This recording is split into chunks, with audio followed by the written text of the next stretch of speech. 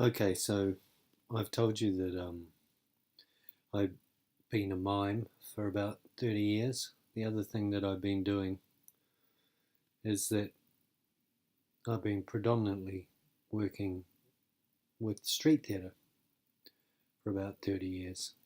I mean, I've done a lot of corporate mercenary work and, real high end private parties with James Brown and Aretha Franklin and um,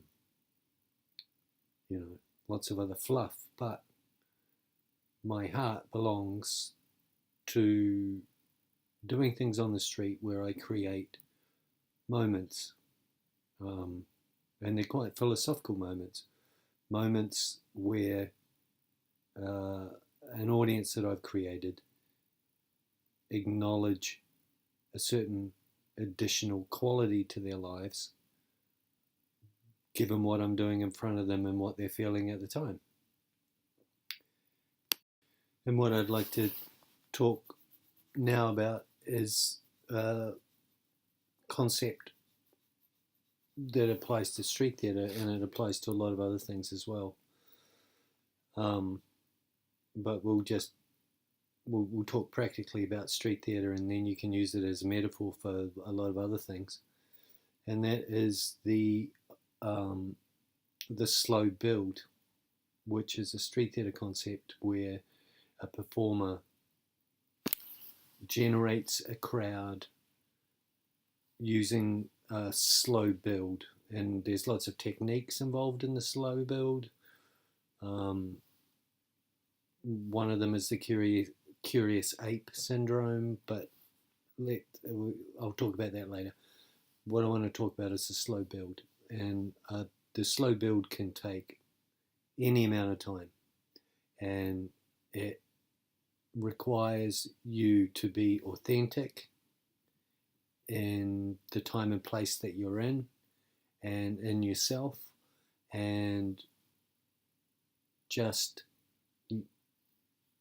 be. And then like one person forms in the audience, and then two, and then four, and then 12, and then 16, and then 30, and then it just grows.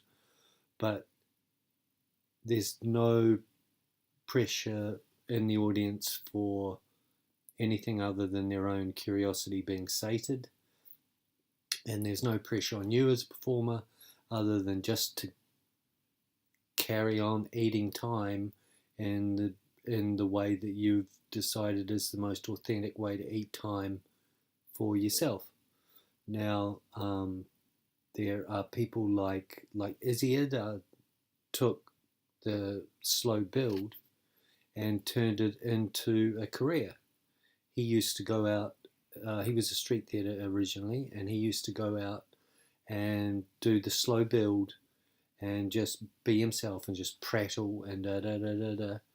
And one of his recorded interviews, he says that he did a 2 hour slow build in Edinburgh without doing a show at the end, because he had a shit show. He used to do escapology, he used to tie himself up and then da da. It was just a piece of structure. But he really enjoyed the slow build. He really enjoyed just being in the moment, eating time in an authentic way, and drawing people towards him. And he stylized it, and he constructed it a little bit and made it into what is now his stand-up show, which is just riffing. He doesn't write his stuff beforehand. He just riffs, and then he builds on his riffs, and then that's the way it works. And so my point here is that this is a slow build. What I'm doing is also a slow build. I'm gonna just keep communicating, and in doing so, hopefully engender some moments in you, the audience, where you go, oh, and you abdicate your time enough to watch it, and then all of a sudden you get something back, and you go, oh, that's interesting, and that's all it is. It's nothing more than that. but it's nothing less than that as well. And I used to love the slow build, and I still love the slow build, because there's only been once that it fell over on me, and that was here in Wellington, probably about 15 years ago. And after 25 minutes, I didn't have one person, and I started really doubting whether my decade and a half of experience before this internationally meant anything, because I'm like, I'm invisible for some reason. I'm 12 foot tall and I'm invisible. That was really weird. But what I'm doing here is a slow build. Every day I'm going to like prattle on about some kind of concept, and it's either going to resonate or sorry, it's either going to resonate or it's not going to resonate. So a couple of additional thoughts on this is that it's, it might sound trite, but it's about the journey rather than the destination. And what's happened over the last 30 years is that there's a lot of street theatre festivals that have started up, and there's a whole new breed of street performer who just do street theatre festivals. And the thing about street theatre festivals is that your audience is already there. You don't need to build them. And so this whole slow build concept has kind of withered on the vine. No one needs to do it anymore. And there aren't many people who mastered it. And, it's about the journey, not the destination. I don't care how trite that is. It's about a relationship, and it's about making people, if you want to get down to it, it's about making people love you. And you can have as many tricks that you've learned at circus school or clown school, and you can punctuate them and structure it and structure it and structure it. It doesn't mean anything. It's an empty show unless you have some sort of emotional quotient interface thing happening between you and the audience. And what the slow build thing did was essentially create a relationship, and you as the performer were the pillar, the center of the whole thing, and you just radiated, it's okay, it's fun, let's enjoy ourselves.